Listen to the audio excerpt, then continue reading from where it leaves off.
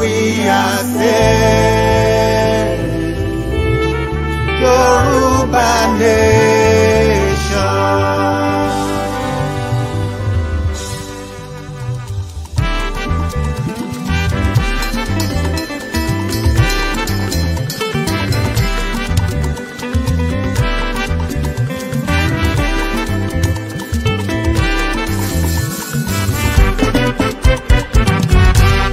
One nation, Fulani nation ni a ò ṣe mọ́.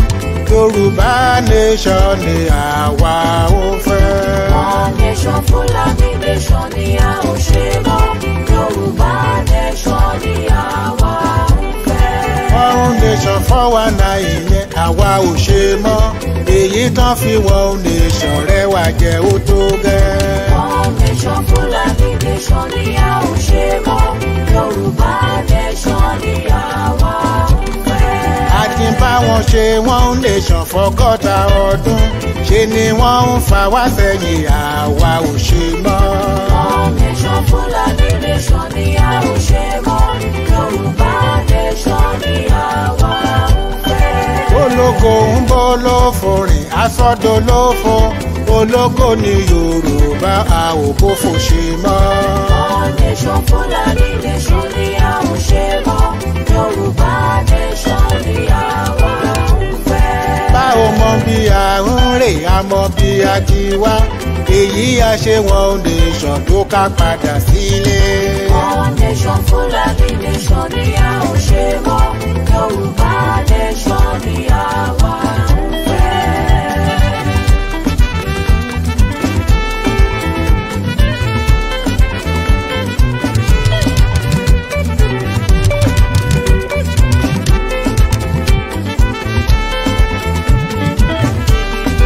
Odò tí ń ṣàn tẹ̀lẹ̀ kan tó so má dágún. Àkàtà tó so wà pọ̀ ibi ni wọ́n fi ṣe. Odò tí ń ṣàn tẹ̀lẹ̀ kan tó so padà gùn. Àkàtà tó so wà pọ̀ ibi ni wọ́n fi ṣe. Àṣà wa ò ṣọ̀kan, èdè wa ò ṣọ̀kan. Níṣe ni wọ́n so wà pọ̀ kan lè má rẹwà jẹ. Odò tí ń ṣàn tẹ̀lẹ̀ kan tó so padà gùn. Àkàtà tó so wà pọ̀ ibi ni wọ́n fi ṣe. Aṣọ ẹran mẹ́ran tẹran kan fẹ́ lù kan pa. Àbá tètè pín wọn níyà kẹ́mi ó tó bọ́. Odò tí ń ṣàn tẹ̀lẹ̀ kan tó so padà gùn. Àkàtà tó so wà pọ̀ ibi ni wọ́n fi ṣe. Àwa ló ń ṣiṣẹ́ owó àwọn ló ń lọ. Ìrẹ́jẹ yí papọ̀ ju àwa ò ṣe mọ́. Odò tí ń ṣàn tẹ̀lẹ̀ kan tó so padà gùn. Àkàtà tó so wà pọ̀ ibi ni wọ́n fi ṣe. Ẹni fẹ̀sìn Fúlàní lè máa bá wọn lọ. Ní tèmi àti ilé mi àti padà sílé o. Odò tí ń ṣàn tẹ̀lẹ̀ kan tó so padà gùn. Àkàtà tó so wà pọ̀ ibi ni wọ́n fi ṣe. Ó ṣe kínní, ó lulẹ̀, ó ṣe kejì, ó lulẹ̀, ó ṣe kẹta, ó lulẹ̀. A ò bá ṣubú ṣe rèrè àwa ò ṣe mọ́. Yorùbá nation ló kàn ẹ̀yà gbé wá. A ò bá ṣubú ṣe rere àwa ò ṣe mọ́. Yorùbá nation ló kàn ẹ̀yà gbé wá. Àtẹríba fún wọn tó wọ́n kó wa ń wọ́gbó. Oko ẹrú tó ń kó wa rè àwa ò lọ mọ́. A ò bá ṣubú ṣe rere àwa ò ṣe mọ́. Yorùbá nation ló kàn ẹ̀yà gbé wá. Láti ní wọn ní mọ̀sán wa ń mú kíkan. Lára wọn ni wọ́n mọ̀ ọ̀gbọ̀n bí ìyà ń jẹ wá. A ò bá ṣubú ṣe rere àwa ò ṣe mọ́. Yorùbá nation ló kàn ẹ̀yà gbé wá. Ilẹ̀jẹ̀ ìbò tán fi láti pé kó kú. A ò bí sórin mẹ́jà ò káyà túká. A ò bá ṣubú ṣe rere àwa ò ṣe mọ́. Yorùbá nation ló kàn ẹ̀yà gbé wá. A ò ṣe one nation mọ́ a padà sílé. Tí Yorùbá nation ìlú olómìnira. A ò bá ṣubú ṣe rere àwa ò ṣe mọ́. Yorùbá nation ló kàn ẹ̀yà gbé wá.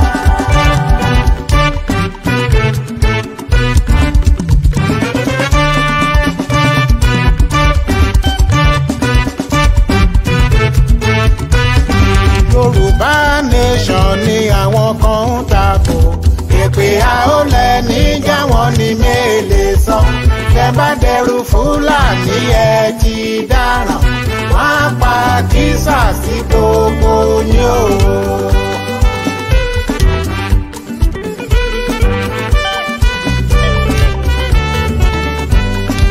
Ìmáàmù sọ̀rọ̀ pé Yorùbá Nation, àfáà ń sọ̀rọ̀ pé Yorùbá Nation, ẹlẹ́sìn mìíràn kígbe Yorùbá Nation, àwọn aṣáájú Kristẹni kan dákẹ́ rọ́rọ́ torí Fúlàní ó pànìyàn lójú wọn rí. Bí Fúlàní bá gbalẹ̀ yìí o ẹ orógbó, ẹ rántí Afghanistan pẹ̀lú Turkey, wọ́n á gba Bíbélì lọ́wọ́ yín o.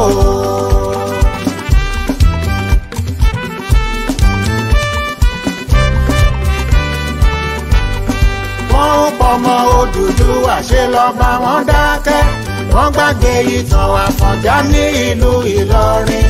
Bí Fúlàní bá gbalẹ̀ yìí wọ́n lè yí wọgbó, àgbà tí ó kẹrù sọ̀rọ̀ akẹ́kọ̀ọ́ sáré.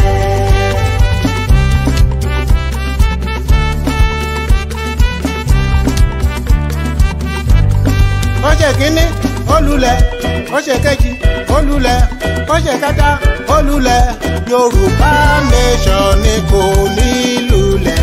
Yorùbá Nation wa kò ní lulẹ̀.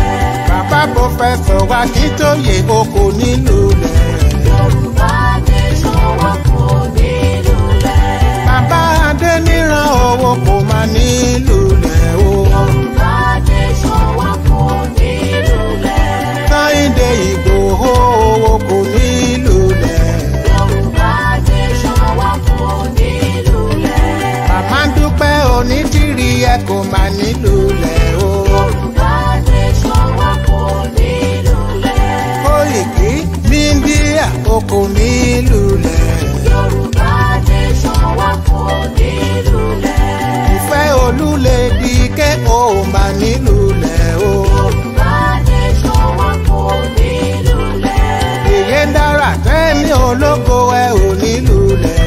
Yorùbá Nation wa kò ní lulẹ̀. Ọmọlúkà bàbá Èkìtì ẹ kò ní lulẹ̀ o. Yorùbá Nation wa kò ní lulẹ̀. Masberry Omíyalé bàbá gbàgede ìmọ̀. Yorùbá Nation wa kò ní lulẹ̀. Gbogbo ẹ̀yin sọ̀rọ̀sọ̀rọ̀ Yorùbá Nation. Yorùbá Nation wa kò ní lulẹ̀. Tí n kò ráyè dárúkọ ẹ kò ní lulẹ̀ o. Yorùbá Nation wa kò ní lulẹ̀. Gbogbo yín ti náwó náírà lókè òkun o. Yorùbá Nation wa kò ní lulẹ̀. Kí Yorùbá dòmìnira ẹ ò ní lulẹ̀. Yorùbá Nation wa kò ní lulẹ̀. Gbogbo yín lẹ ó padà sílẹ̀ òmìnira wa. Yorùbá Nation wa kò ní lulẹ̀. Kí Ọlọ́run ó bùkún Yorùbá Nation. Yorùbá Nation wa kò ní lulẹ̀. Ó ṣe kínní ó lulẹ̀, ó ṣe kejì ó lulẹ̀, ó ṣe kẹta ó lulẹ̀. A ò ṣe 419 Nation, a ò ṣe mọ́. Yorùbá Nation ló kàn ẹ̀yà gbé wá. Èyí a bá máa lò rè tó ká padà sílẹ̀.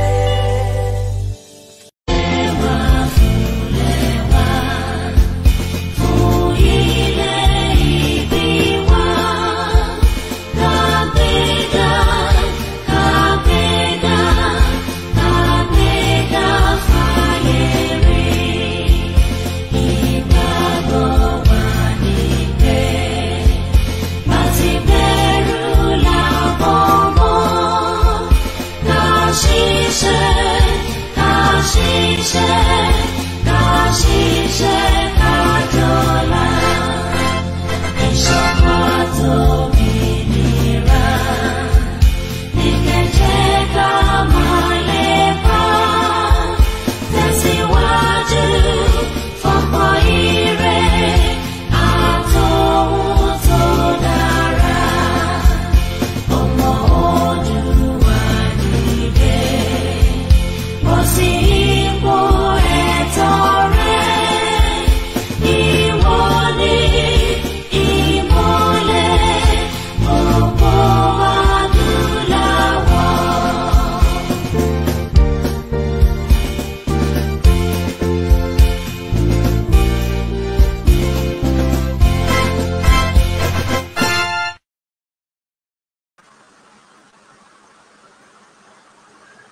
ẹ kúlé o làkàrà lé ẹrì wàhálà kérò ọ̀nà mo kí gbogbo ẹ̀yin ojúlówó ọmọ Yorùbá nílé lóko lẹ́yìn odi níbikíbi tí ẹ ti ń gbọ́ mi lọ́wọ́lọ́wọ́ Ọmọlúkà yín tún rèé o mo dé wẹ́rẹ́wẹ́rẹ́ bíi èjì alẹ́ mo dé kàtàkàtà bíi èjì alẹ́ ta ẹ kúlé.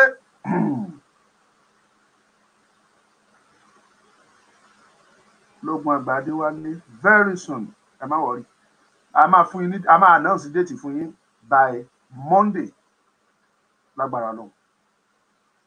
Bí ògo ti ń jẹ́ ti Ọlọ́run ọba nípa àánú àti ìkẹ́ Olódùmarè mú kí gbogbo ẹ̀yin ọmọ Yorùbá pátápátá lẹ́nìí à ń retí àwọn àlejò wa bákan náà gẹ́gẹ́ bá ṣe retí wọn lánàá ṣùgbọ́n kó tó dé èmi máa bẹ́tò lọ. Bóyá wọ́n wọlé láre títí lánàá tí a fi rí ọ̀pọ̀lọpọ̀ nínú wọn tó fi dàbẹ́ ni pé settings yẹn kò jẹ́ kí wọ́n lè wọlé láti darapọ̀ mọ́ wa. A kí gbogbo wa lẹ́ẹ̀kan sí i tẹ́ bá wo tọ́pìkì tí mo mú jáde mo sọ pé let there be peace among the freedom fighters.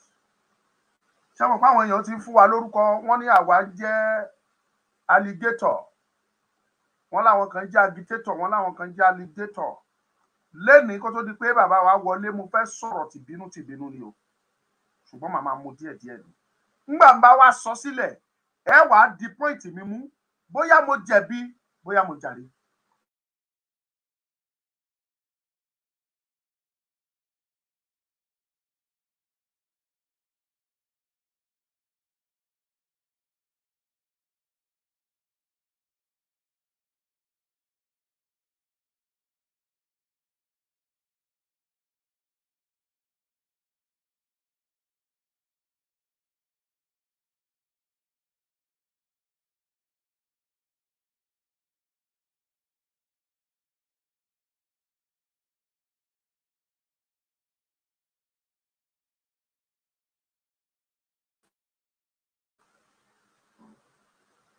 Èmi fẹ́ kí gbogbo wa pátápátá ká béèrè ìbéèrè pàtàkì lọ́wọ́ ara wa.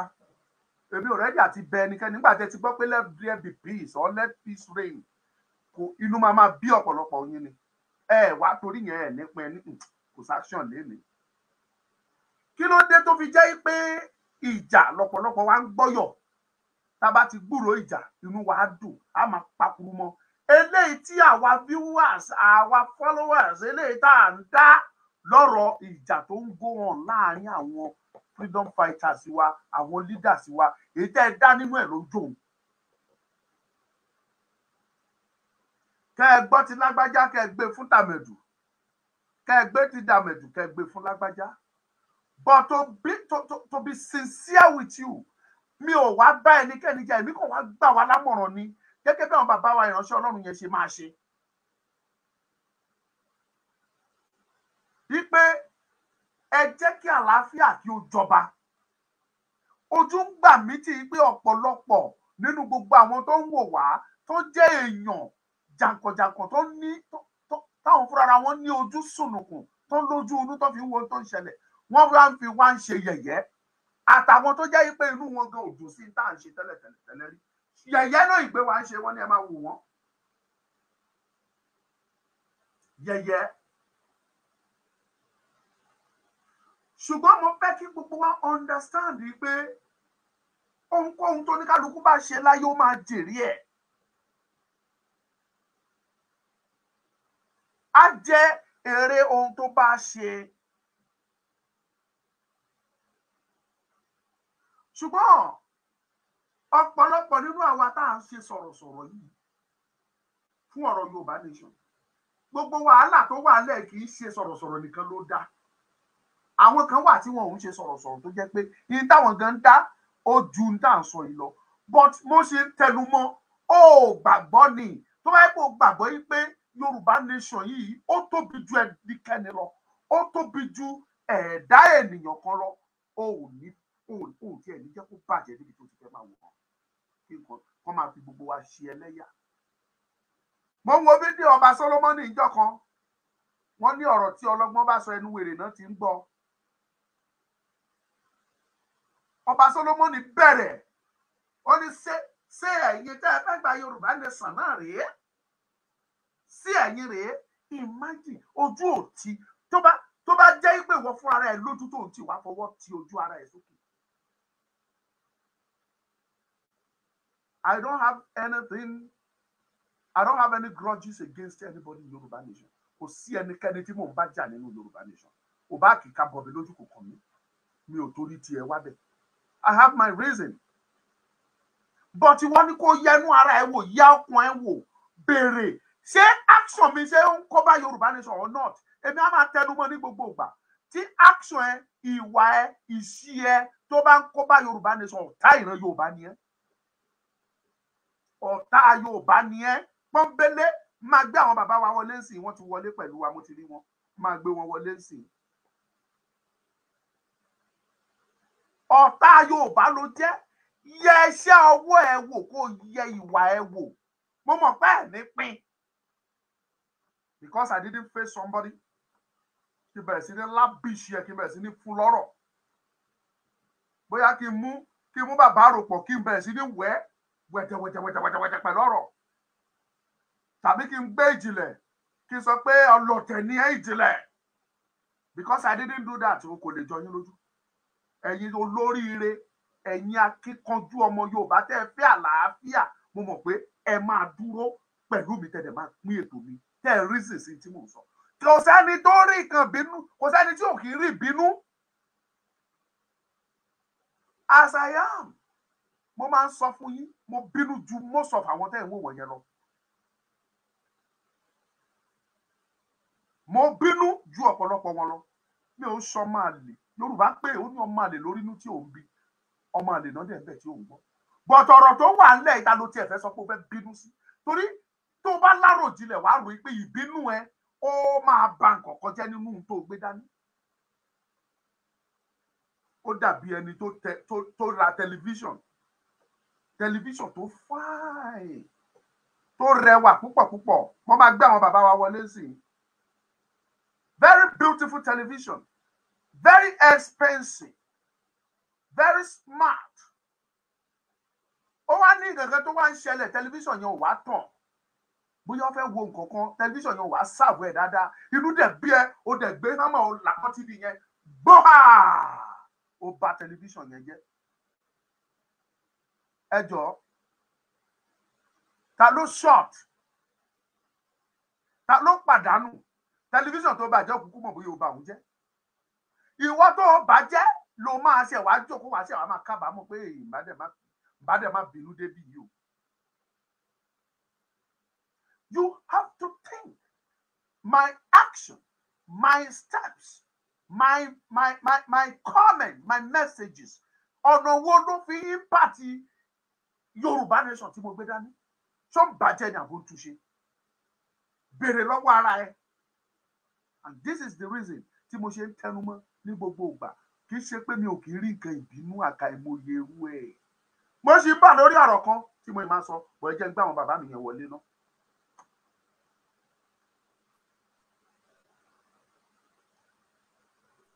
Bàbá wa Reverend Paul Olúwaléyè wọ́n ti wà pẹ̀lú wa.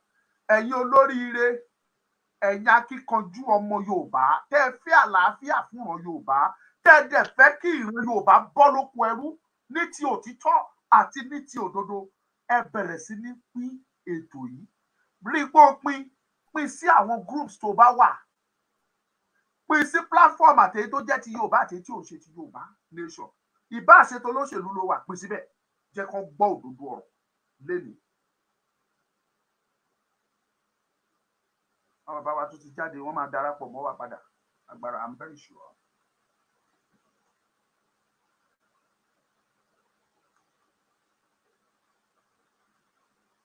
So ẹ jẹ́ ká ro àròjinlẹ̀.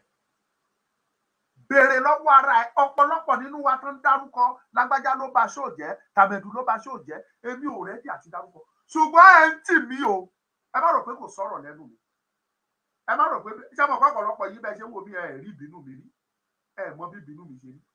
Tí n bá bínú, tí n bá faraya, kò ń dáa. Ìdí tí mo ṣe bẹ̀ gbogbo wa nìyẹn. Pé yẹra ẹ wò. yára ẹ wò, ṣé ìwà mi ṣé ìṣe mi tó ń kó bá Yorùbá Nation ní àbúrò Yorùbá Nation lọ́wọ́. Ẹ jẹ́ kí n fi àsìkò yìí máa kí àwọn bàbá wa Reverend Peter Abimbola pé wọ́n kábọ̀ sí àárín wa. Ó ṣeé ṣe kẹ́ má rí fídíò wọn wò, tẹ́ bá dẹ̀ ti rí fídíò wọn náà tán bá rí search lọ́dọ̀ wọn ẹ máa rí, ṣùgbọ́n tẹ́ bá rí ẹ máa gbọ́ ohùn wọn. Bàbá ẹ bá wa kí gbogbo àwọn ọmọ Yorùbá tó ń gbọ́ yín lọ́wọ́lọ́wọ́, bàbá wa Reverend Peter Abimbola.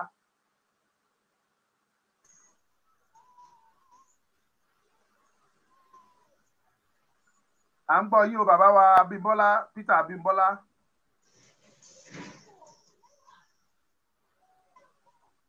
Ok, tí wọ́n bá ń ṣe setting tọ̀dọ̀ wọn lọ́wọ́ ẹ jẹ́ ká padà sọ́dọ̀ bàbá wa Reverend Paul Olúwalẹ́yẹ.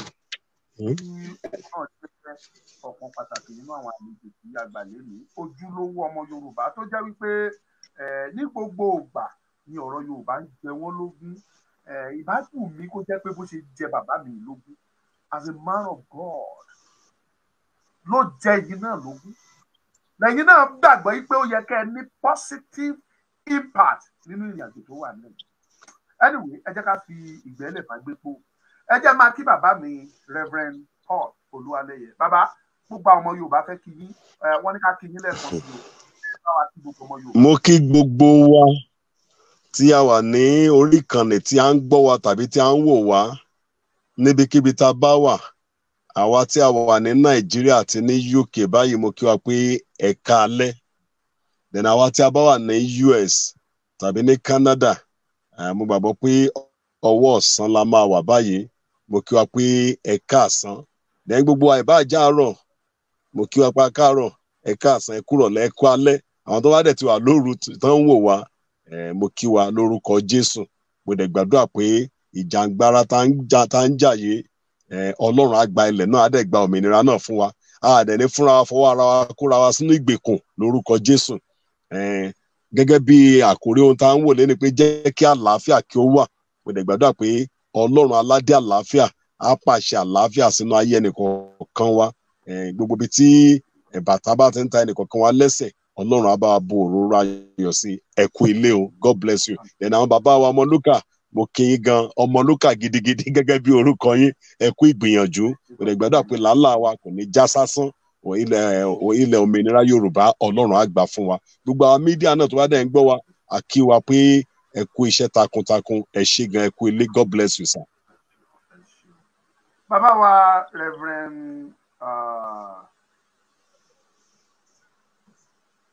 Reverend Peter Abimbola, tí ẹ bá ń gbọ́ wa, a fẹ́ kí ẹ bá wa unmute microphone yín kí ẹ bá wa sọ̀rọ̀ ní lọ́wọ́lọ́wọ́ yìí kó tó di pé a tẹ̀síwájú nínú ètò ti òní.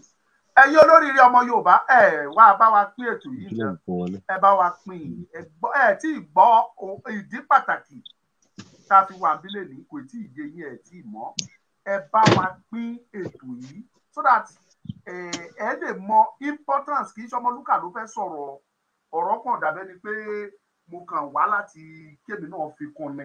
Bàbá wa Reverend Paul Olúwalẹ́yẹ àti bàbá wa Reverend Peter Abimbola, àwọn ni wọ́n fẹ́ bá wa sọ̀rọ̀. Wọ́n ní messages fún gbogbo àwọn ọmọ Yorùbá pátápátá, pàápàá jùlọ àwọn leaders wa àtàwa tá a wà nínú ìjàngbara Yorùbá yìí. Ṣé mo pé ọ̀tọ̀ làwa ojúlówó ọmọ Yorùbá tá a gbàgbọ́ nínú òmìnira ìran Yorùbá, ọ̀tọ̀ làwọn ojúlówó ọmọ Yorùbá tí wọn ò gbàgbọ́ nínú òmìnira ìran ọmọ Yorùbá. Nítorí pé wọn gbàgbọ́ nínú ẹ̀ pé wọn ò ń ṣọmọ Yorùbá, ọmọ Yorùbá ni wọ́n, ṣùgbọ́n ọ̀pọ̀ la pè díẹ̀ láyọ̀ tí Ọlọ́run sọ ìyẹn tẹ́mi lè gbàgbọ́ nínú ẹ̀. Anyway, ẹ jẹ́ ká tẹ̀síwájú lọ sọ́dọ̀ bàbá wa Reverend Paul Olúwalẹ́yẹ. Bàbá wa Reverend Paul Olúwalẹ́yẹ, a kí yín lẹ́ẹ̀kan sí. Ẹ jọ̀ọ́, kí ni ìbéèrè àkọ́kọ́ tí mo máa béèrè lọ́wọ́ yín ká tó kọjá sí agbami kókó tí ẹ fi wá bílẹ̀ ni pé ìjàngbara Yorùbá tá a gbé dání yìí, ìpè dandan àfi tí ìran Yorùbá tá a bá bọ́ nínú ìgbèkùn yìí, tá a bá jáde, tá a di odindi orílẹ̀-èdè kan. Bàbá wa, kí lẹ bá wa rí sí eléyìí? Ṣé n tó tọ́nà ni tàbí ẹ lérò yìí pé kò tí ì tó àkókò fún wa láti dúró gẹ́gẹ́ bí orílẹ̀-èdè? Bàbá wa Reverend Paul, ẹ ti mute ara yín o. A ti ń gbọ́ yín bẹ́yẹn. Well, bàbá wa Ọmọlúkà ẹ ṣé gan lọ́pọ̀lọpọ̀. Tá a bá ń sọ pé bí aṣọ ti tákòkò pé ká gba òmìnira ká dá dúró gẹ́gẹ́ bí ìran orílẹ̀-èdè Yorùbá, màá sọ máa pé ó tilẹ̀ ti late. Kì í ṣe pé bí a ó tákòkò tàbí pé bí a kò pẹ́, because bọ́lọ́run fúnra rẹ̀ ṣe ṣẹ̀dá wa nínú Iṣẹ́ àwọn Àpọ́stélì orí 17, Bíbélì jẹ́ kó yé wa pé Ọlọ́run ó ti fi ẹ̀jẹ̀ kan náà dá gbogbo wa, ó dẹ̀ ti ṣe ààlà ibùgbé olúkúlùkù. So ni pé nínú ètò Ọlọ́run fúnra rẹ̀, lóòótọ́ ìdílé kan ni gbogbo wa ti jáde gẹ́gẹ́ bí irú ọmọ Ádámù àti Éfà. Inú mi dẹ̀ dùn pé major of the major religions tí a ní Nàìjíríà ló trace gbogbo wa padà pé irú ọmọ Ádámù ni wá. So yẹn pé ọmọ ẹ̀jẹ̀ kan náà, ìran kan náà ni wá. Then nígbà tí ìran àkọ́kọ́ tí wọ́n dẹ́ṣẹ̀ tí kò omi pa wọ́n rẹ́, tí ìran kejì tún bẹ̀rẹ̀, ìran Nóà, ibẹ̀ ni Yorùbá ti rí ọmọ Nóà bí, ọmọ tí Nóà bí náà ń pè ní ọmọlúàbí. So tẹ́ bá dẹ̀ wá rí, ẹ rí pé gbogbo ìran ayé láti inú ìran Nóà yẹn ni gbogbo ilé ayé ti tún pínyà. So yẹn pé ìran kan náà ni wá. Ṣùgbọ́n Bíbélì jẹ́ kó yé wa categorically pé Ọlọ́run fúnra rẹ̀ ló ṣètò ààlà ibùgbé ibi tó lúkúlùkù máa wà. So ìyẹn fi hàn pé ibi tá a bá ara wa lénìí gẹ́gẹ́ bí ọmọ Yorùbá, ibi tọ́lọ́run ṣètò fún wa ni. A dẹ̀ ti wà gẹ́gẹ́ bí ìran, tá a dẹ̀ ti ní àwọn ọba wa.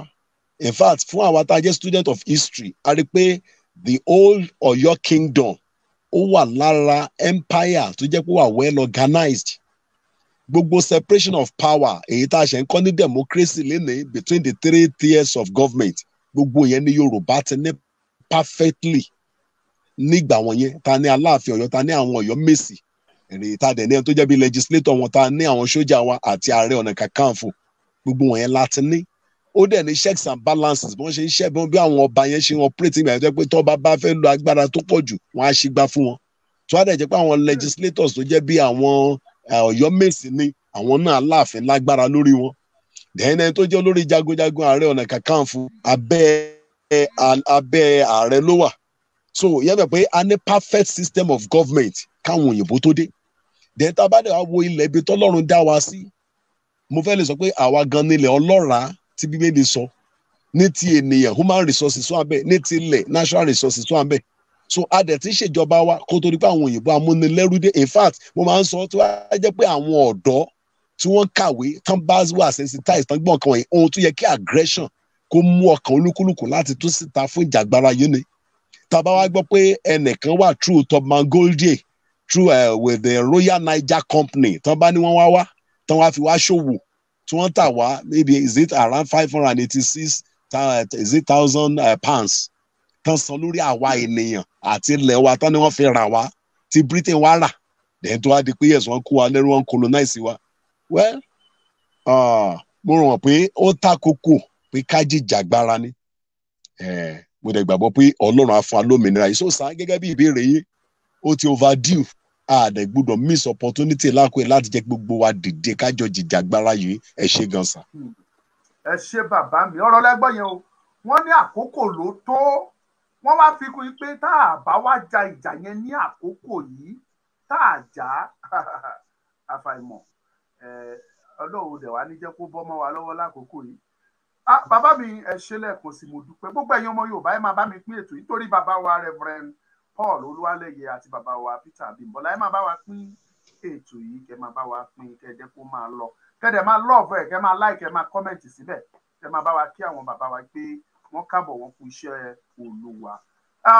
Pàtàkì tí ẹ fi wà lórí ètò lénìí ó ní kùdìẹ̀kudiẹ tí ó ń ṣẹlẹ̀ láàárín àwọn sọ̀rọ̀sọ̀rọ̀ àti àwọn olórí wa nínú ìjàngbara yìí.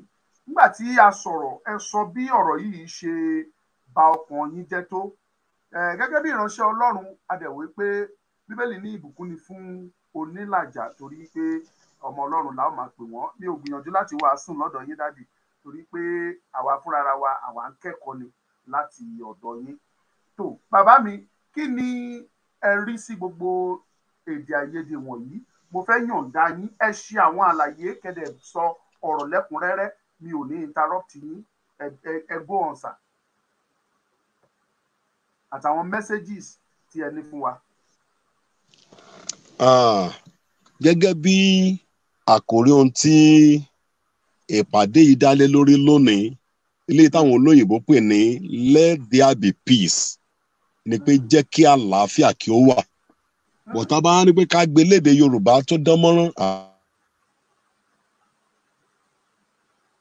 Ẹ má bínú nẹ́tíwọ̀kì ọ̀dọ̀ wọn ni o ẹ jọ mọ̀ pé Nàìjíríà la wà so kò lè ṣe kírú ẹ̀ kó má wáyé.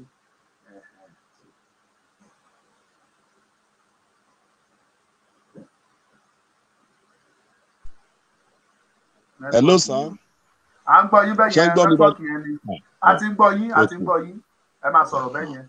So tí wọ́n bá sọ pé jẹ́ ká àlàáfíà kí ó wà in another word kákó sọ pé jẹ́ kó gun omi ó fi hàn pé àlàáfíà yẹn lábẹ́ ni pé ó ń fì tàbí pé bí a ó mẹ́hẹ tàbí bí ká má kú sọ pé bí a kò sálàáfíà ìyẹn fi hàn pé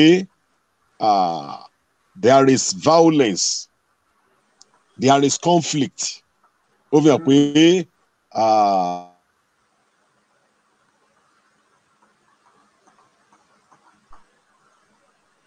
ó ti wà ká tó sọ pé kàlàáfíà ó wà torí pé tàlàáfíà bá ti wà tẹ́lẹ̀ kò ṣe nídìí pé a ṣe ń pè é tàbí a ṣe ń béèrè fún pé kàlàáfíà wà. So tàbá dẹ̀ wá ń sọ kí la lè pè ní àlàáfíà àlàáfíà àwọn olóyìnbó sọ fún wa pé is freedom from disturbance kí n kọ́kọ́ mú bẹ́ẹ̀ yẹn ìdí pé òmìnira kúrò nínú ìyọnilẹ́nu tẹ́nìkan bá ń disturb mi tó yọ mí lẹ́nu ìyẹn mọ̀ pé kò sálàáfíà. It could be physical, it could be psychological, it could even be spiritual. Okun tó bá ti ń disturb èèyàn tó ń gbèyàn lọ́kàn sókè tí yóò jẹ́ kí èèyàn ó fi ẹ̀dọ̀ lórí òróòró ó fi hàn pé àlàáfíà ò sí.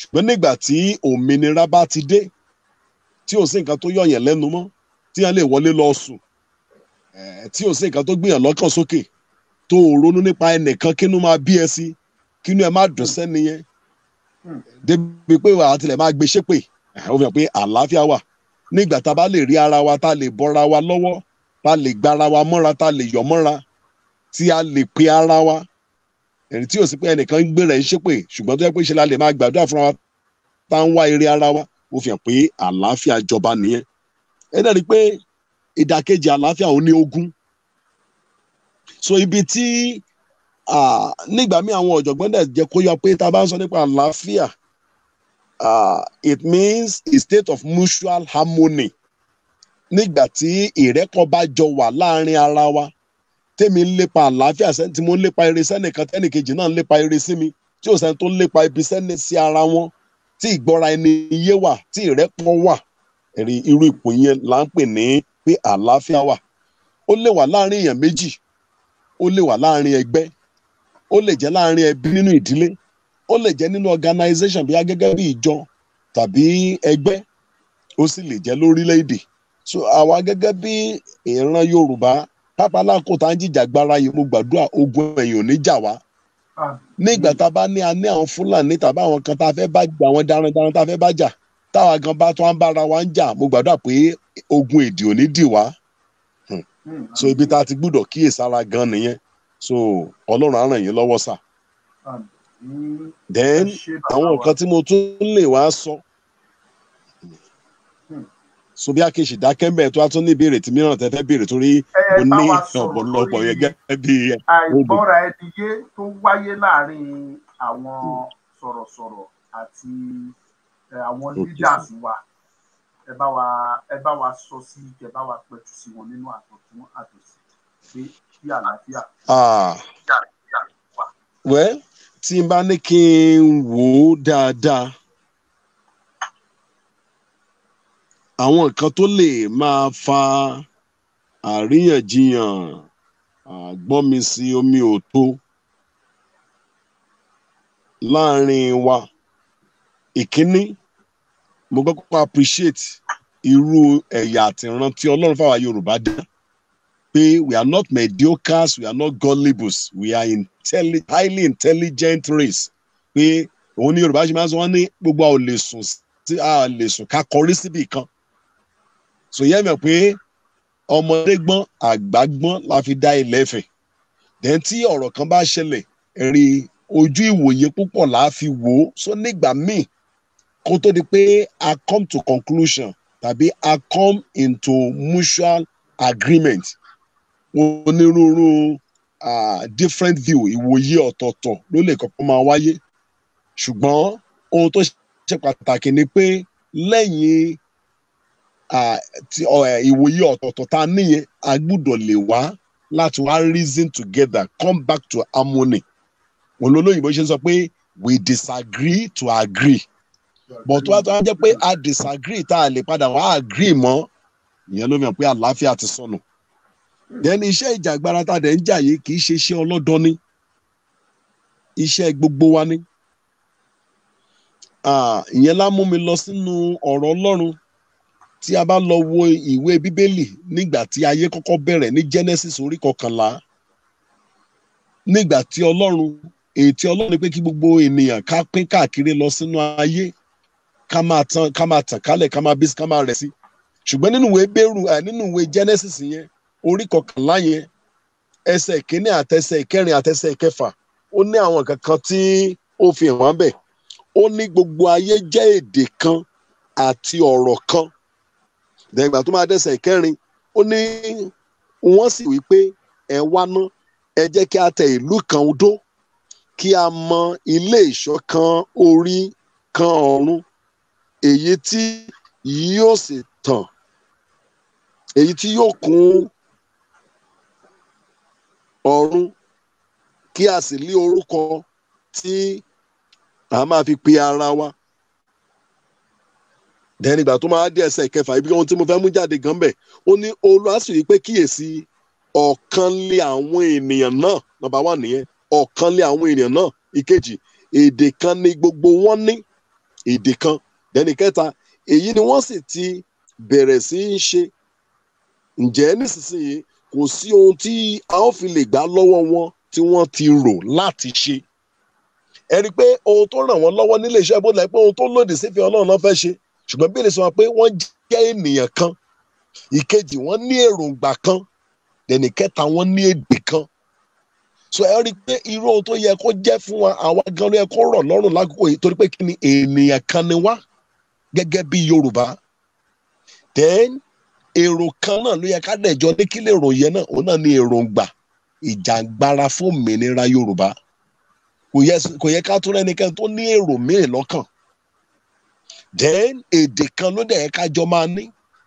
ìkíni Ọlọ́run ti fa léde kan gẹ́gẹ́ bí Yorùbá kò tún sí Ìgbò láàrin wa báyìí kò sí Haúsá kò sí Fúlàní so kí ló tún yẹ kó fa èdè àìyedè then kí ló sì yẹ kó jẹ́ èdè wa lápò iná ni pé òmìnira ilẹ̀ Yorùbá kò yẹ ká tún rẹ́nikẹ́ni tá máa sọ nǹkan míì tó yàtọ̀ sí yẹn ṣùgbọ́n nígbà tí irú ẹlẹ́yàmẹ̀yà bí lè bá máa wá tàbí èdè àìyedè number 1 ohun tó lè fà á ìwé Ámósì orí 3 ẹsẹ̀ 7 sọ fún wa ó ní ǹjẹ́ ènìyàn méjì a lè rìn pọ̀ bí kò ṣe pé wọ́n rẹ́ so tí a bá kóra jọ papọ̀ pé a fẹ́ jọ ṣe nǹkan kan kí ló lè mú ìrẹ́pọ̀ wá number 1 òun náà ni pé ǹjẹ́ ìran wa ṣe kan náà are we having the same vision ṣé vision wọ́n fẹ́ fi gba òmìnira fún wa ṣé vision yẹn ni gbogbo àwọn àtàjọ ọmọ lẹ́yìn ní àbí alẹ́ ni tó ní vision tó yẹ pé ohun tó ń rí ó yàtọ̀ sílẹ̀ tí gbogbo wa ń rí then tó á dẹ̀ jẹ́ pé vision kan ni gbogbo wa ní then what is our purpose and objective tá a fẹ́ achieve ṣé common goal yìí ni gbogbo àjọ ń lépa àbọ̀ oníkálukú ní selfish ambition tiẹ̀ ṣé ohun tó oníkálukú fẹ́ gẹ̀ lára ìjàgbara Yorùbá ló ń wá àbí ire gbogbo ilẹ̀ Yorùbá oníbèrè sọ ní ẹ gbàdúrà fàlàáfíà Jerúsálẹ́mù àwọn tó bá fẹ́ yóò ṣe rere so Jerúsálẹ́mù tó wà ní Yorùbá so ó ti dájú pé ẹni tó bá ń lépa àlàáfíà pé ohun tá a gbé dání pé kó yọrí sí rere bèrè sọ ní irú ẹni bẹ́ẹ̀ á ṣe rere ṣùgbọ́n ẹni tí ò bá wá lépa àlàáfíà tó wá jẹ́ pé ibi ogun ibi pé kó lè dàrú ibi ọ̀tẹ̀ ẹ jẹ́ pé ìdàkejì nìyẹn ẹ dẹ̀ mọ̀ pé ìdàkejì àlàáfíà òun lógun lórúkọ Jésù ogun ò ní jà wá so tó náà máa rọ̀ wá ẹ jẹ́ ká jẹ́ ènìyàn kan náà ká ní èròǹgbà kan náà èdè kan náà kí gbogbo àdẹ̀jọ́ máa jà kájọ máa lépa nǹkan kan náà nínú àlàáfíà. Then àkótá dẹ̀ ń jìjàgbara yìí a lè ṣe ká má ṣe ra wa. Àwọn olóyìnbó gan sọ pé when we are talking about peace, it's more than just the absence of war or violence. Ẹni pé kì í ṣe pé bí àkóṣogun tàbí àríyànjiyàn là ń pè ní àlàáfíà nìkan. Not the absence of conflict, but the ability to manage conflict. So ní pé àwọn ọ̀jọ̀gbọ́n jẹ́ kó yà pé tá a bá sọ nípa àlàáfíà kì í ṣe pé kò ní sí ìgboro gan tàbí kò ní sí aáwọ̀, ṣùgbọ́n bá a ṣe lè manage ẹ̀ tí ò ní tú wa ká, tí ò ní dẹlẹ́yàmẹ̀yà, tá à ní kẹ́yìn síra wa, tá à ní máa ṣépè fúnra wa, tá à ní túká, tí ò ní di pé nǹkan tá a gbé dání yìí, tí ò ní di pé a dojú ẹ̀ bolẹ̀. Ìyẹn gan ló fi hàn pé yes, a jẹ́ ọmọ àlàáfíà. So torí náà máa pàrọwà lákòókò tá à ń jìjàgbara yìí tó bá lẹ́ni tán tẹ̀ mọ́lẹ̀, tó bá lẹ́ni tán ṣẹ̀, tó bá lẹ́ni tán bínú sí, tó bá lẹ́ni tó yẹ pé wọ́n ṣe nǹkan kan tí ò tẹ́ lọ́rùn bó ṣe yẹ kán ṣe, ká má bínú. Ṣẹ́dẹ̀ pé ó tá à ń ṣe yìí kì í ṣe pé bí ẹnìkan lọ sílé ìwé tó lọ kọ́ tàbí tó ti lọ take a training pé bá a ṣe máa ṣe nìyí. So ó dé náà lóníkálukú is just like ìgbà tí a bá sọ pé rescue mission. So rescue mission ni gbogbo wa wà, so oníkálukú kàn dìde ní. And thank God ọ̀pọ̀lọpọ̀ adẹ̀wà jẹ́ pé àmọ́ra rí nǹkan yìí náà, ètò yìí báyìí náà ló gbé wọn pàdé. That's the big opportunity. So ó yẹ kí gbogbo arí ara bí ẹbí kan náà, bí ara ilé kan náà, ẹni tó ṣe dáadáa, ẹni tó kù díẹ̀ kó ṣe, gbogbo wa we are on the practice. Kò sẹ́ni tó perfect. Àgbà tá a bá já tán, tá a bá bojú ẹ̀yìn, àríbi tá a ti ṣàṣìṣe, àríbi kankan, ìgbà yẹn lá máa dé perfect. So torí náà máa ń rọ̀ wá lẹ́ẹ̀kan sí, ẹ jẹ́ kí a gba àlàáfíà láàyè.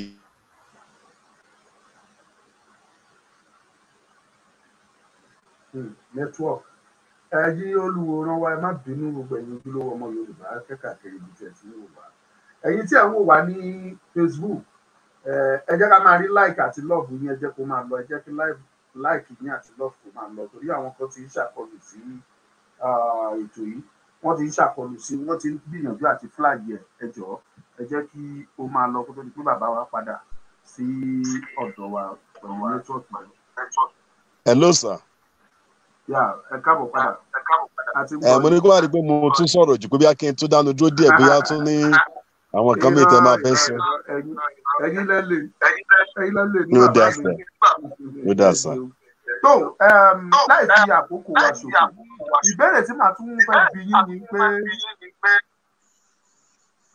kí ni àmọ̀ràn yín fún ọ̀pọ̀lọpọ̀ àwọn èèyàn wa tí wọ́n gbé ọ̀rọ̀ ẹ̀sìn tí wọ́n fẹ́ máa gbé wọ ọ̀rọ̀ Yorùbá Nation? Ọ̀pọ̀lọpọ̀ ní tó bá gba Yorùbá Nation, òrìṣà náà máa ṣe, olókìní sọ pé mùsùlùmí nìkan náà máa jẹ́ oríṣiríṣi lóṣà kọ̀bọ̀. Bọ̀tẹ̀ yìí gẹ́gẹ́ bí ìránṣẹ́ Ọlọ́run, gẹ́gẹ́ bí ikọ̀ àti ìjọ Ọlọ́run alààyè, ẹ rí pé tó tọ́ ni láti wọ inú ìjàgbara yìí, ẹ̀dẹ̀ ń kópa níbẹ̀ lóríṣiríṣi ọ̀nà. Ẹ jọ̀ọ́ kí làmọ̀ràn yín fún àwọn tó ṣì wà ń ta, bóyá mùsùlùmí ni tàbí kìrìsìtẹ́nì, tí wọ́n sì ń gbàgbọ́ pé kò ń ṣe ìjà tó yẹ káwọn lọ́wọ́ sí. Bàbá mi, ẹ bá mi sọ̀rọ̀ lórí ẹ̀, kẹ́ bá mi gbà wọ́n ní àmọ̀ràn. Ẹ ṣeun.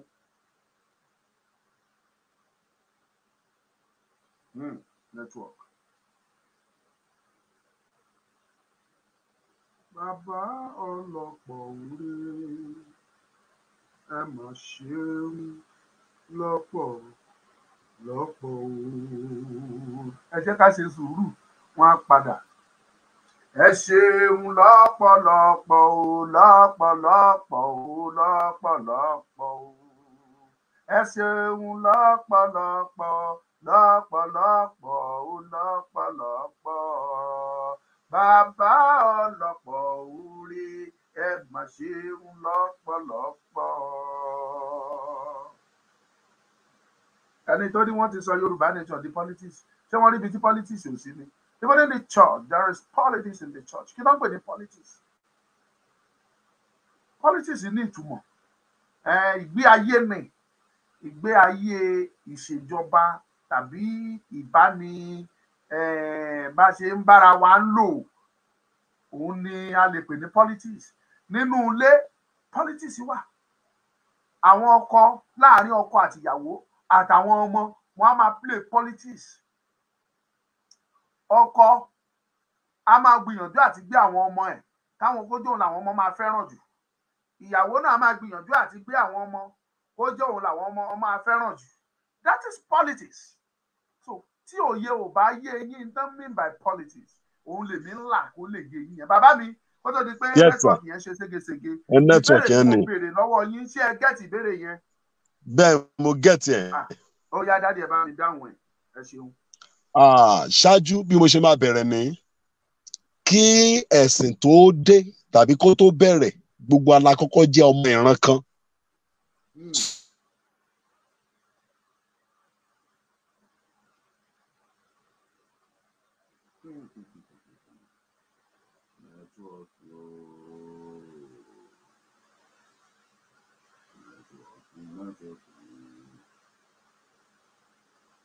ẹ má gbàgbé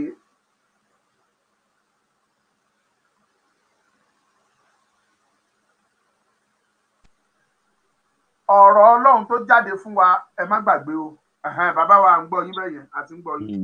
so ohun tó wà lọ́wọ́ wa yìí ó ju ọ̀rọ̀ ẹ̀sìn torí pé wọ́n kọ́kọ́ bí wa gẹ́gẹ́ bí ìran Yorùbá kẹ́ni tó jẹ́ di ẹlẹ́sìn onígbàgbọ́ tàbí mùsùlùmí tàbí oníṣẹ̀ṣe kó tó di kó ṣe ìjọ ẹ̀sìn ìyẹn number one then nípa oore ọ̀fẹ́ Ọlọ́run tí bá ní kí n fi ìgbé ayé tèmi ṣàpèjúwe mo ní association kan Amazing Friends tá a jẹ́ ẹgbẹ́ gẹ́gẹ́ bí oore ọ̀fẹ́ tọ́lọ́ fún mi mo ní ìpàdé àdúrà oṣooṣù tí mo gbé kalẹ̀ ńbẹ̀ tá a ń ṣe èmi ni mo ń coordinate ẹ̀ Muslim lẹ́nẹ̀jì mi tó ń coordinate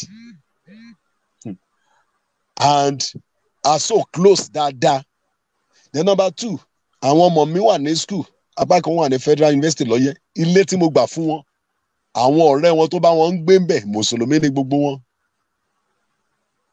so mo ní wọn dáadáa lọ́rẹ̀ẹ́ tó pọ̀ then gbogbo wa kó tó di pé ìmọ́lẹ̀ tì rere ti Jésù dé inú ìdílé abòrìṣà kan láti jáde tẹ bá wo orúkọ mi Olúwaléyẹ tá à ń sọ yẹn Ògúnléyẹ ni tẹ́lẹ̀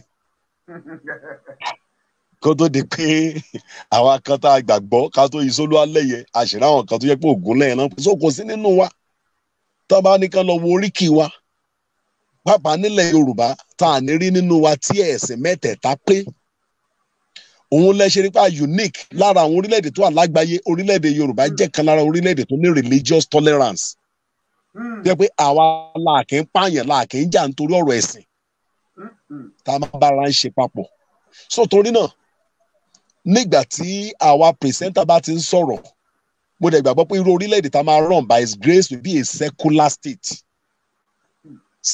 state tí ò ní fi àìgbà kan bọ̀ kan nínú nípa tọ̀rọ̀ ẹlẹ́sìn dé ẹ̀sìn Christianity kò ní dí àwọn mùsùlùmí lọ́wọ́ pé kán má ṣe tiwọn mùsùlùmí ò ní dí àwọn ẹlẹ́sìn àbáláyé lọ́wọ́ kán má ṣe tiwọn àná àdẹ̀ tí gbèrú ìgbé ayé yẹn náà nírẹ́pọ̀ nílẹ̀ Yorùbá tẹ́lẹ̀ yàtọ̀ sáwọn ẹlẹ́yàmẹ̀yà tó wà lọ́dọ̀ wa tí wọ́n wà lára orílẹ̀-èdè 419 tá a fẹ́ kúrò so a gbúdọ̀ mú lára àwọn ìwà wọn tó ń wù níbi a gbúdọ̀ mú dání lọ sí orílẹ̀-èdè ibi tá ń lọ so tó bá rí bẹ́ẹ̀ máa wá rọ àwa sọ̀rọ̀sọ̀rọ̀ irú ẹ̀sìn kẹ́sìn tó wù ká ti wá ká má jẹ́ kí a máa pìrìsẹ́ǹtì ẹ̀ jù torí àwọn tó fẹ́ fọ́lò wa bí irú àwọn tá a jẹ́ kírísítíẹ́nì ẹ má jẹ́ ká tẹ́tí àwọn ẹlẹ́sìn tó kù bẹ́ẹ̀ ni pé àtọ́ bá ti débẹ̀ yẹn àwọn kírísítíẹ́nì ò ní jẹ́ ká ráyè ìṣẹ̀sìn tiwa mọ́ lẹ́ni irú àwọn tá a jẹ́ mùsùlùmí ẹ má jẹ́ ká máa sọ bẹ́ẹ̀ ni pé àbí tá a bá ti débẹ̀ àwọn bọ́n ṣe ń ṣe ní Nàìjíríà àwọn mùsùlùmí ò ní jẹ́ ká ráyè mọ́ tàbí àwọn oníṣẹ̀ṣe onínú mi ṣe dùn sí bàbá mùsùlùmí ilẹ̀ Yorùbá ní Kwara mo watch rally tí wọ́n lọ ṣe kẹ́yìn bí Ìjẹ̀bú náà ti ṣe àbí mi ò mọ̀ bẹ́ẹ̀ kan ìgbà tán sọ̀rọ̀ tán ní ti mùsùlùmí ní ti gbogbo ẹ̀ orin Christian orin ìgbàgbọ́ in fact tó ń gbélé bàbá ẹ̀dẹ̀ nǹkan tó dùn lẹ́nu wọn so irú Yorùbá irú orílẹ̀-èdè tá à ń fẹ́ nìyẹn níbi tí ìṣọ̀kan ìfẹ́ àlàáfíà máa wà àfúrò àwọn tá a dẹ̀ ti láǹfààní láti jáde by his grace mo ní church mi registered in New York mo ní certificate síbí lè dá Amẹ́ríkà àwọn Jew wà ń bẹ̀ lè dá Christian wà ń bẹ̀ àwọn Muslim wà ń bẹ̀ lè gbọ́ pé wọ́n gbẹ̀sìn kan lérí jù kan lọ olúkúlùkù ló ń ṣe tiẹ̀ ẹni tí ò dẹ̀ ṣe kankan rárá òun náà wà nínú ilé free thinker òun náà wà láàyè tiẹ̀ so irú ohun tí mo fẹ́ kó wáyé tí mo dẹ̀ gbàgbọ́ pé níbi tó yẹ wa dé ẹ̀rí tó máa wáyé nílẹ̀ Yorùbá ní ẹ̀sùn kò ní sí ìjà ẹlẹ́sìn so torí náà gbogbo wa lápè àyè gba mùsùlùmí àyè gba kírísítẹ́nì dẹ́sà last week ní a ní marathon bíà tí mọ́mí wa Mrs. Fashaki tí wọ́n hold mo join wọn àwọn oníṣẹ̀ṣẹ̀ wà bẹ́ẹ̀ mùsùlùmí wà bẹ́ẹ̀ kírísítẹ́nì wà bẹ́ẹ̀ marathon 24 hours non-stop gbogbo ọ̀nà dẹ̀jọ́ gbàdúrà tọ́lọ́run dẹ̀ gbọ́ àdúrà ọjọ́ méje tán ní ká fi ṣèdúpẹ́ yìí lọ́nà ẹ̀sìn mẹ́tẹ̀ẹ̀ta lọ́lọ́run ti fìdí ẹ̀ múlẹ̀ kó torí ká gbé jáde sòtú àdẹ̀ jẹ́ pé ohun tá a ti fi pinlẹ̀ ṣe nìyẹn àti fi pinlẹ̀ rere lélẹ̀ ẹ jẹ́ ká máa mọ̀lẹ́ ká máa tẹ̀síwájú so àwọn sọ̀rọ̀sọ̀rọ̀ àtàwọn tó wà níta ẹ jẹ́ ká mọ̀ pé ọmọ ìyá kan náà ni gbogbo wa á dára fún wa. ẹ ṣé bàbá mi mo dúpẹ́ dá ẹ ṣé wa gbogbo ìgbà ìbéèrè tí màá wá jù sí kó tó di pé màá yọ̀ǹda yín torí mo rí pé nẹ́tíwọ̀kì yẹn ó ń ṣe ségesège lọ́tùn lósì níwájú lẹ́yìn tẹ́ bá wo ìrìn àjò ọ̀rọ̀ Yorùbá Nation yìí ẹ rí i pé àwọn tó jẹ́ bíi màmá wa wọn ò tí ì pọ̀ tó láàrin wa àwọn tó wà pẹ̀lú wa tí Ọlọ́run sì pè tó dàbẹ̀ ni pé wọ́n wà pẹ̀lú wa ó fẹ́ dàbẹ̀ ni pé bóyá ká sọ pé ìwà obìnrin làwọn náà sì ń gbé wọ̀ ọ́ ṣùgbọ́n ihun tí mo fẹ́ kẹ́ ẹ sọ̀rọ̀ lé lórí ó pín sọ́nà méjì àwọn tó ti wà ń bẹ̀ a fẹ́ kẹ́ ẹ túbọ̀ fi ọ̀rọ̀ Ọlọ́run gbà wọ́n lámọ̀ràn kán fi ìwà pẹ̀lẹ́ kán fi mọ́ ìrìn àjò náà then àwọn tó wá wà ń ta tí wọn ò tí ì wọlé tán dẹ̀ já àwọn màmá wa torí àlè kó yọ wọn kéré kẹ́ ẹ tó wá bá wa gbà wọ́n yẹn náà lámọ̀ràn káwọn náà kan ṣe kéde kan gbórí wọlé. ẹ ṣé sà ṣáájú àmọ̀ràn tí mo máa kọ́kọ́ gbà wá òun ní látinú ọ̀rọ̀ Ọlọ́run màá kà sí wa létí Róòmù orí 12 Róòmù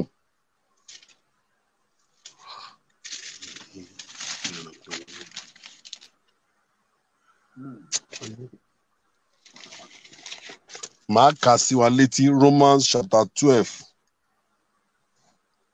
ó ní látẹsẹ̀ 9 ó ní kí ìfẹ́ kí ó wà láìṣẹ̀tàn then ẹ máa ta kété sí ohun tí ń ṣe búburú ẹ fara mọ́ ohun tí ń ṣe rere ní ti ìfẹ́ ara ẹ máa fi ìyọ́nú fẹ́ràn ara yín ní ti ọlá ẹ máa fi ti ọmọnìkejì ṣáájú ní ti iṣẹ́ ṣíṣe ti jàǹgbára yìí ẹ má ṣe ṣọ̀lẹ ẹ máa nígbóná ọkàn ẹ sì máa sin Olúwa ká máa sin ọmọnìkejì wa ká sin orílẹ̀-èdè wa Yorùbá then ẹ máa yọ̀ ní ìrètí ìdí nìyẹn tó fi sọ máa pé ká máa yin Ọlọ́run lọ́sẹ̀ yìí ti ṣẹ́gun fún wa ó ti gbalẹ̀ wa fún wa nígbà dẹ̀ tí ń yọ̀ ní ìrètí ẹ máa mú sùúrù again àwọn kan ojú ti ń kán wọn ẹ jẹ́ ká tètè declare ẹ jẹ́ ká ní sùúrù fáwọn bàbá wa nínú ìpọ́njú ohun tó ká ṣe máa là kọjá ń sìn nínú ìpọ́njú wọn ni ká ní sùúrù then ẹ jẹ́ ká dúró gangan nínú àdúrà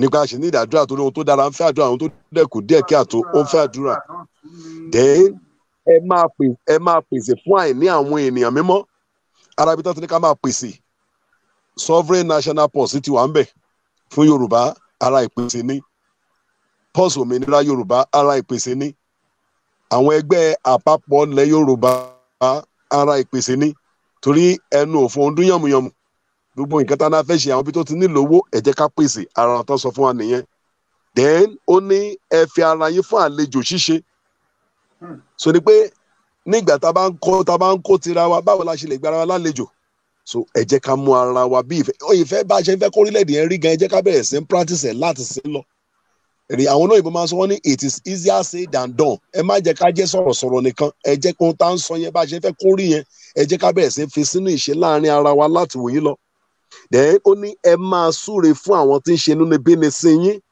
ẹ máa súre ẹ má sì ṣe ṣépè ẹsẹ̀ 14 nìyẹn so ẹ máa súre ẹ má ṣe ṣépè ara àwọn ọmọ Yorùbá tá a fẹ́ jọgbalẹ̀ Yorùbá tá a bá lọ ń ṣépè fúnra wa ṣé tèpè yẹn bá lọ mọ́ ẹni yẹn ṣé oríire wa ló máa jẹ́ then èpè tá a dẹ̀ ń ṣe yẹn ara ohun tó lọ sórí ilẹ̀ wa ni ṣé tí a bá ti gbé ilẹ̀ wa ṣépè tí èpè àti ẹ̀gún bá tuntun wà lórí ilẹ̀ yẹn ṣé kò ní àfẹ́ẹ̀tì wa so bí èrè sọ ní ẹ má ṣe àṣẹ ní ẹ má ṣe ẹ máa súre ẹ má ṣe ṣépè dẹ̀nẹsẹ̀ karùndógún ó ní àwọn tí ń yọ̀ ẹ máa bá wọn yọ̀ àwọn tí ń sọkún ẹ máa bá wọn sọkún lórúkọ Jésù a ò ní sọkún ayọ̀ la jẹ́ tiwa ó ní ẹsẹ̀ ìkẹrìndínlógún ó ní ẹ máa wà nínú kan náà sí ara yín ẹ jẹ́ onínú kan náà ẹ má ṣe tọ́jú ohun gíga ṣùgbọ́n ẹ máa tẹ̀lé àwọn onírẹ̀lẹ̀ ara tó ń fa ìjà nìyẹn èmi nìkan mo lè dá nìkan ṣe èmi ni mo mọ̀ tán iṣẹ́ tá à ń ṣe yìí it must be in a team spirit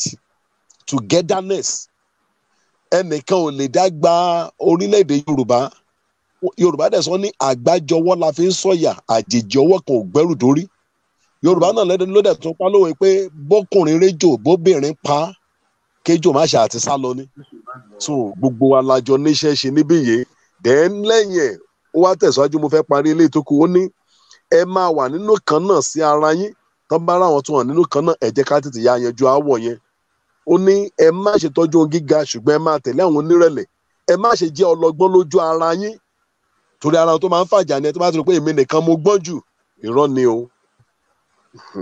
ẹ̀rìn then ó ní bí ó ti wù kó ṣeé ṣe ní ipa tiyín ẹ máa lépa àlàáfíà pẹ̀lú ènìyàn gbogbo àṣẹ Ọlọ́run ni ẹ lépa àlàáfíà pẹ̀lú ènìyàn gbogbo so that means pé láti gbégbé ayé àlàáfíà láti jẹ́ ká àlàáfíà wà kì í ṣe tó rọrùn ìkùnsínú afẹ́ wà áwọ̀ afẹ́ wà ṣùgbọ́n tá a bá ti rántí pé ohun Ọlọ́run pa láṣẹ ni pé ká lépa àlàáfíà mo bá tilẹ̀ rẹ́ni tó ń bá mi ń jà Bíbélì tilẹ̀ sọ kínní kan ó ní tó bá dé church ilé ìjọsìn tó fẹ́ fi ọrẹ sílẹ̀ tó wá rántí pé ẹnìkan ní ìkùnsínú sí ẹ lóòótọ́ inú tiẹ̀ mọ́ sẹ́niyẹn o ìwọ inú tiẹ̀ mọ́ o ò lẹ́nì kankan sínú ṣùgbọ́n o wá rántí pé bí alágbájá bó ṣe máa ń kí mi tẹ́lẹ̀ kò kí mi tàbí ìgbà tí mo kì í ṣe ló kàn forí mú dá mi lóhùn ó ní má ẹ̀ tí ì dá ọrẹ yẹn ó ní kọ́kọ́ lọ bẹ́ẹ̀ niyẹn làjà táàrin ìwà àtẹniyẹn bá mọ́ tó bá gún tán ìgbà ìlú túṣẹ̀lẹ̀ wàá dá ọrẹ bọ́ tó tí mo kàn rí ní Nàìjíríà lé ni pé ẹ̀sìn là ń ṣe àtẹ̀lé ẹ̀kọ́ tí ẹ̀sìn kọ̀ọ̀kan kọ́ wa.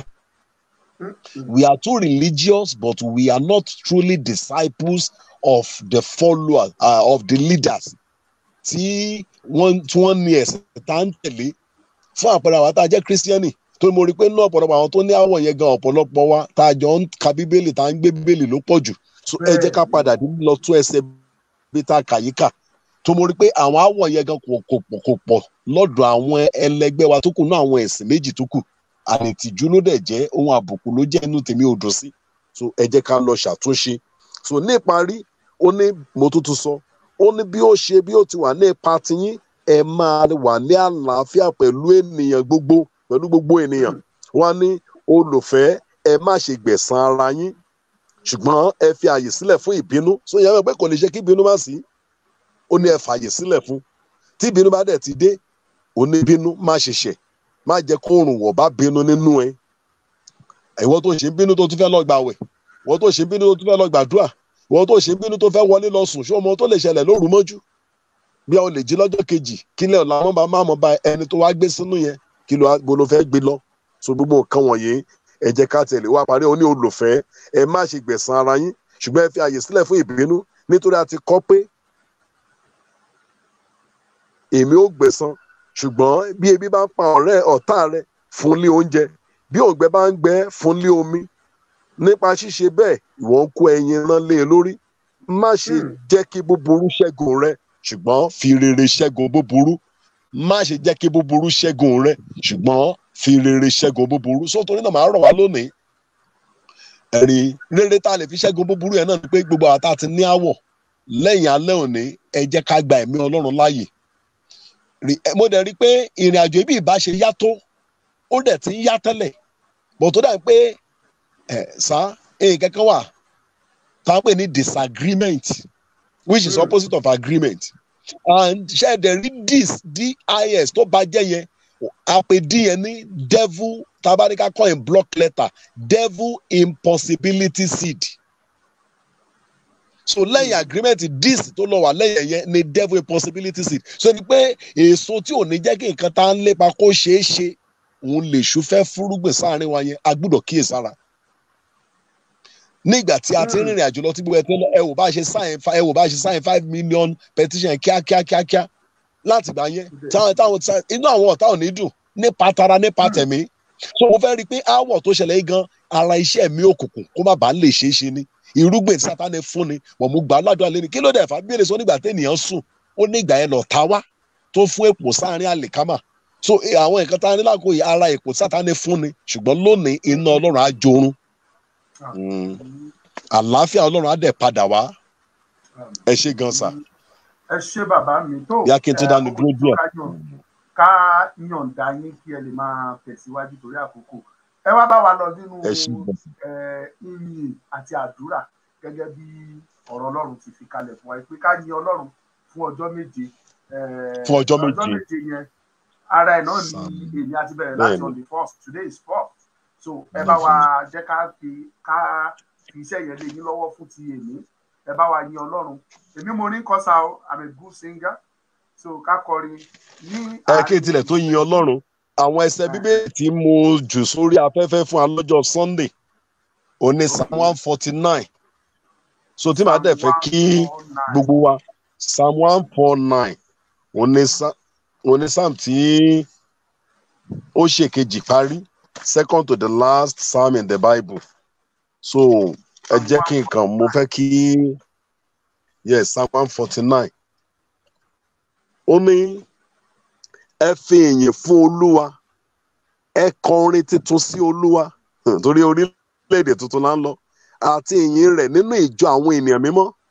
Jẹ́ kí Ísírẹ́lì nísinsìnyí jẹ́ kí Yorùbá kí ó yọ̀ sí ẹni tí ó dá Ọlọ́run ló dá Yorùbá. Jẹ́ kí àwọn ọmọ Síónì àwọn ọmọ Yorùbá kí ó kún fún ayọ̀ sí ọba wọn. Èrè àkókò ayọ̀ ni kò ní sí ẹkún kò ní sí ìtàjẹ̀sílẹ̀ nílẹ̀ Yorùbá. Jẹ́ kí wọn kí ó yin orúkọ rẹ̀ nínú ìjọ. Jẹ́ kí wọn kí ó fi ìlù àti dùrù kọrin ìyìn sí i nítorí tí Olúwa ṣe inú dídùn sí àwọn ènìyàn rẹ̀. So ní pé ìjà agbára tá ń gbà fún òmìnira Yorùbá inú Ọlọ́run dùn sí torí gbogbo mẹ́sẹ̀jì tá ń gbọ́ látọ̀dọ̀ àwọn wòlíì látọ̀dọ̀ àwọn oníṣẹ̀ṣe látọ̀dọ̀ àwọn aláàfáà nìyẹn. So inú Ọlọ́run dùn sí. So torí náà ẹ jẹ́ kí a máa yọ̀ ká máa yin Ọlọ́run. Ẹ̀rín ó ní yóò sì fi ìgbàlà ṣe àwọn onírẹ̀lẹ̀ lẹ́wà. Ọlọ́run á fi ìgbàlà ṣe wá lẹ́wà torí pé à ń gbógun lọ lórí ọ̀rọ̀ yìí. Ẹni ó ní jẹ́ kí àwọn èèyàn mímọ́ kí ó kún fún ayọ̀ nínú ògo kí ó máa kọrin kíkan lórí ẹní wọn. Ẹsẹ̀ kẹfà ó ní kí ìyìn Ọlọ́run kí ó wà lẹ́nu wọn àti idà olójú méjì lé ọwọ́ wọn. Ibi gan tí mo ń lọ nìyẹn. Ẹ wo nǹkan méjì mẹ́ẹ̀ ìyìn lẹ́nu wa dẹ̀ síbẹ̀ ká má tó àmùrè sílẹ̀ nítogun jíjà. Ẹ̀rín idà lọ́wọ́ wa bá a ti ń fẹnu yin Ọlọ́run dẹ́ni idà lọ́wọ́ ìyẹn la ń pè ní operation Nehemiah. Àwọn tá a bá ka ìtàn bí Nehemiah ṣe kọ́ ilé ìṣọ́ báwọn apá kan ṣe fọwọ́ kan mọ́lé làwọn apá kan fọwọ́ kan mú idà dání. Torí pé a gbúdọ̀ fojú méjèèjì sùn a gbúdọ̀ di ojú méjèèjì bá a ti ń yin Ọlọ́run náà là á máa jagun nínú àdúrà náà làwọn oníjàgbára àwọn jagun wa náà máa di àmùràn wọn máa múra sílẹ̀. Mo dẹ̀ gbàgbọ́ pé Ọlọ́run tó wá ran Jehoshaphat lọ́wọ́ tàbá délé ká tó lọ kà yẹn náà sínú ìwé Króníkà kejì orí 20 ẹsẹ̀ 20 sí 22 yẹn ẹ̀rí pé bọ́ ṣe ń yin Ọlọ́run bẹ́ẹ̀ ni ìṣẹ́gun ṣẹlẹ̀. So mo dẹ̀ gbàdúrà pé nínú ọjọ́ méje yìí ogun yóò ṣẹ́ ẹ̀rí ìṣerere yóò dé bá wa. So bó ṣe rí nìyẹn. So ẹ jẹ́ ká wá kọrin orin kan ṣoṣo tí mo kàn máa kọ òun náà ni Psalm 150 ẹsẹ̀ kí n tó máa ń láìkí kọrin láti inú Bíbélì. So Psalm 150 ẹsẹ̀ kìíní yẹn ni màá kọ. Ó ní praise ye the Lord, praise God in the sanctuary, praise him in the firmament of his power. Màá kọ ní Yorùbá lóyìnbó màá tó á kọ ní Yorùbá. Praising the Lord, praise him in his sanctuary, praise him in the firmament of his power. Praising the Lord, praise him in his sanctuary, praise him in the firmament of his power. Amen. Ẹ jẹ́ kí wọ́n á fi Yorùbá kan kún. Ní Olúwa ìwọ òkè, ní Olúwa ìwọ òkè èmi ènìyàn mo yìn Olúwa ju òkè lọ. Yìn Olúwa gbogbo ọmọ Yorùbá o, yìn Olúwa ìwọ òkè èmi ènìyàn mo yìn Olúwa ju òkè lọ.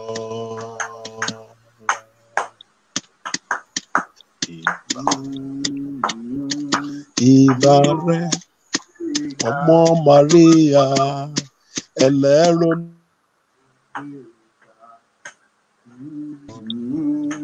bí ó gbéga bí Olúwa ọba ọ̀run bí ó gbéga.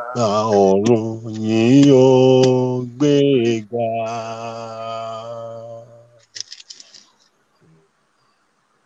Àfọpẹ́ fọ́lọ́run lọ́kàn àti lóhùn wa, ẹni ṣòun yanu ẹni tàráyé yọ.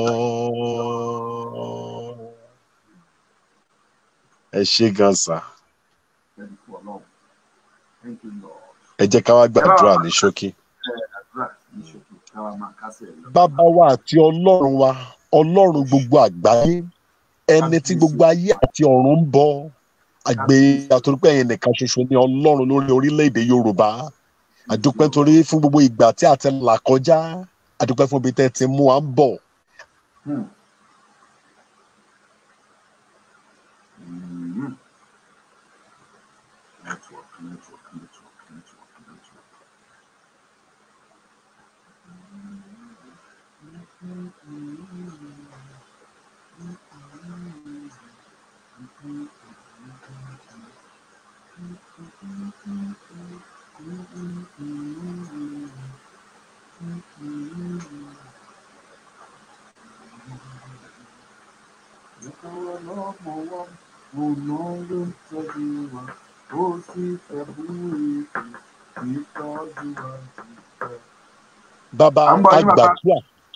Bàbá àgbàdúrà pé gbogbo ẹ̀ṣẹ̀ àwọn baba ńlá wa, gbogbo ẹ̀ṣẹ̀ àtìrandíran, gbogbo ẹ̀ṣẹ̀ àwa ọ̀dọ́ tó dé òní, lórúkọ Jésù ẹ dáríjì wá.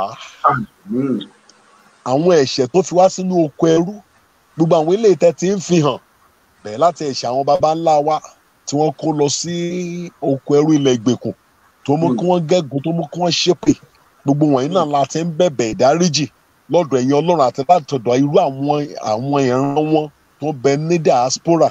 Bàbá, ẹ̀ṣẹ̀ sí Ọlọ́run, ẹ̀ṣẹ̀ sí ara wa, ẹ̀ṣẹ̀ sí ilẹ̀ wa, lórúkọ Jésù ẹ dáríjì wá. Àwọn ẹ̀ṣẹ̀ ìkùnsínú, ẹ̀ṣẹ̀ aáwọ̀, ẹ̀ṣẹ̀ ìpè ṣíṣẹ́, àìnífẹ̀ẹ́ ara dénú, lórúkọ Jésù ẹ dáríjì. Àmín Jésù, àmín, àmín, àmín, àmín, àmín Jésù.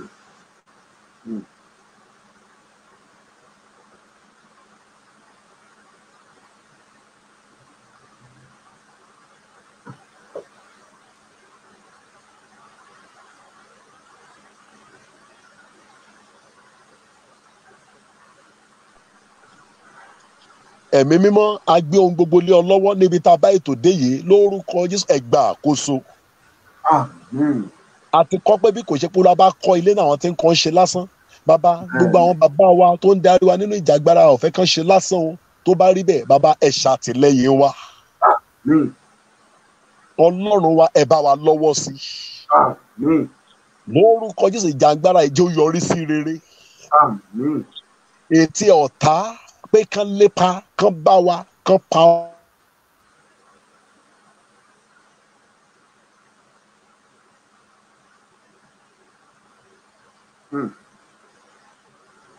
Network.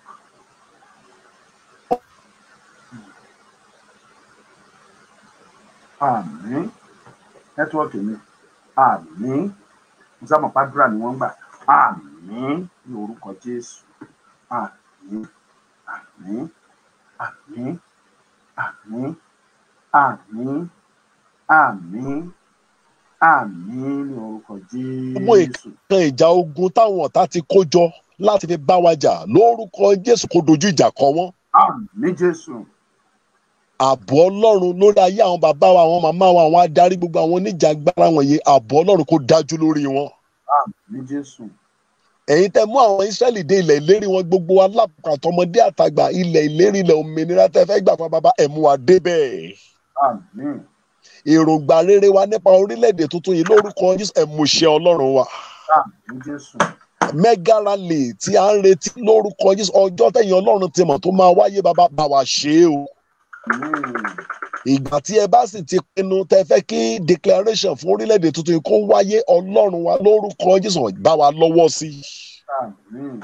Mo gbàdúrà fún ọmọ lókà yín tẹ́ gbẹ́tò yìí kalẹ̀ lónìí, ọgbọ́n Ọlọ́run nínú ayé yìí kó túbọ̀ máa pọ̀ sí i. Àmín. Gbogbo àwọn náà tó ń gbọ́ wa tó wà lórí ètò yìí lónìí, àlàáfíà Ọlọ́run kó máa bá wọn gbé. Àmín. Òun rere gbogbo tẹ́nì kọ̀ọ̀kan wa ń fẹ́ lóṣù kẹwàá yìí, Olúwa kó ṣe é fún wa. Àmín lórúkọ Jésù. Nígbà táwọn tó pàdé lórí ètò mìíràn, mo gbàdúrà testimony ẹ̀rí ìyanu ńlá pé àlàáfíà ti jọba, pé kò sí ìjà mọ́, kò sí kùnsínú, pé ìrẹ́pọ̀ ti wà, èyí tí ó sì mú ká lè ṣàṣeyọrí lórúkọ Jésù kó jẹ́ testimony wa. Àmín. Adúpẹ́ nítorí pé ẹ ti gbọ́ àdúrà wa, Olúwa ló tẹ̀ ọ́. nítorí tí a béèrè pẹ̀lú ìgbàgbọ́ ní orúkọ ńlá ti Jésù Kristi Olúwa wa. Àmín. Àmín, àmín, àmín ní orúkọ Jésù. Ẹ ṣé dájú wa, àdúpẹ́ o, àdúpẹ́ lágbára Ọlọ́run. Ẹ ṣé gan sa o. Ọkàn yẹ pé àwọn viewers wa alẹ́ náà God bless you, sir. láyè, ṣùgbọ́n lágbára Ọlọ́run láìpẹ́ ẹ tún wá lọ́wọ́ ọ̀sán tí àwọn èèyàn wa. I understand. So ẹ ṣeun, àdúpẹ́, thank you and God bless you, sir. More anointing in the name of Jesus. Amen. Amen. Ẹ ṣeun.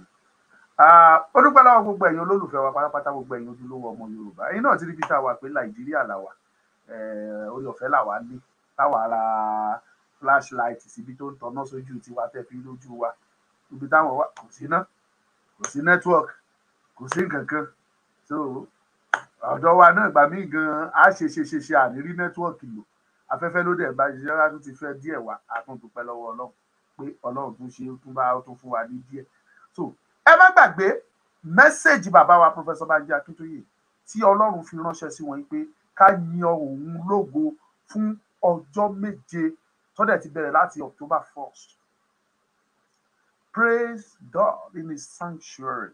Yìn níbi mímọ́ rẹ̀. Ṣé mọ̀ pé ọ̀rọ̀ tí mo sọ lọ́jọ́ tí mẹ́sẹ̀gì yẹn bẹ̀rẹ̀, òun ni bàbá wa tún gbé jáde lénìí sí i pé tó o bá níkùn sínú sẹ́nìkan tàbí ẹnìkan níkùn sínú sí ẹ, lọ bá rẹ, lọ bá làjà kó tó wá mú ìyìn wá síwájú Ọlọ́run.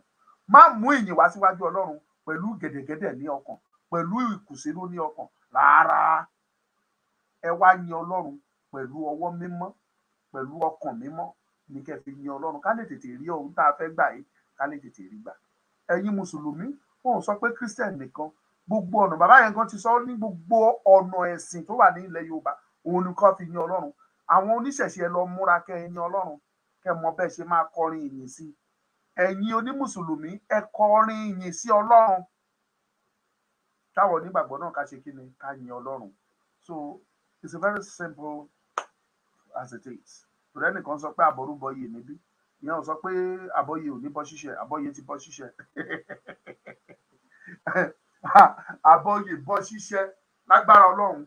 Mo tún ní àwọn pílánì kan lọ́kàn láti ṣe lórí ìyìn yẹn. A máa ṣe láìpẹ́ láṣẹ Ọlọ́run, lógo Ọlọ́run. Ọlọ́run á dẹ̀ gbà fún gbogbo wa. Ọ̀la la tún máa pàdé. Lọ́la àwọn projector ta promise pé a fẹ́ rà, tẹ́yìn olóríire tẹ́ bá wa dáwó ẹ̀, à ń gbé bọ̀ lọ́la. Ó ti dé lálẹ́ yìí níbi tá ti order fún, ó ti dé. A máa lọ kó gbogbo ẹ̀ lọ́la, tá máa kó wá tẹ́ máa rí. Ẹ ṣé, mo dúpẹ́ o. Ọmọlúkà ni mò ń jẹ́ o. Ẹ pè méjì o. Ọmọ náà mà ní o. Ọmọ kùrukùru ológun sá àti pa kìrìkìrì lọ́tẹ̀, ọmọ ojúlógun kàtúbà kàkéyà, ọmọ akóyán bọ́ta má mú kàràbálẹ̀ ọ̀sẹ̀ ni má mọ̀ búkàrà rúdàn, ọmọ ògìdá ògùn mágara ayanrẹ́jẹ bí olóko, ọmọ olókè méjì takọ́tabo, òṣọ́kọ̀ èkìtì ṣọ́kọ̀ àkókò.